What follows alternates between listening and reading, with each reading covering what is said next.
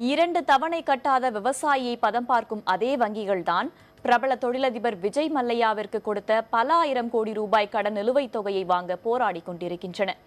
விஜய் மல்லையாவிற்கு சில ஆயிரங்களை வங்கிகள் கடனாக தரவில்லை, பல 100 கோடிகளை தாரை வார்த்துள்ளன. விஜய் மல்லையாவுக்கு கடன் கொடுத்துவிட்டு அவர் திரும்ப தர காத்திருக்கும் வங்கிகள் பட்டியலை இப்போது பார்க்கலாம். விஜய் மல்லையா கிட்டத்தட்ட 9,000 கோடி ரூபாய் கடனை நிலுவையில் வைத்துள்ளார். அவருக்கு கடனளித்து காத்திருக்கும் வங்கிகள் எவ்வளவு தொகையை கடனாக கொடுத்துள்ளன என்று பார்க்கலாம்.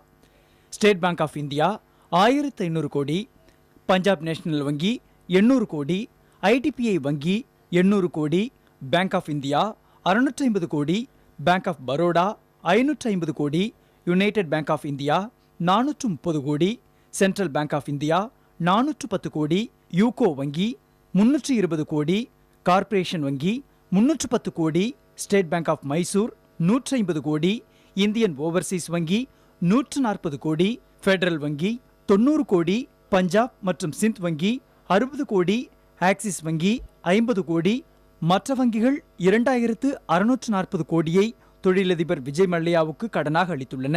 இந்த நிலுவைத் தொகையை வாங்க ஒவ்வொரு வங்கியும் பெரும் முயற்சி செய்து தற்போது நீதிமன்ற உதவியை நாடி நிற்கின்றன.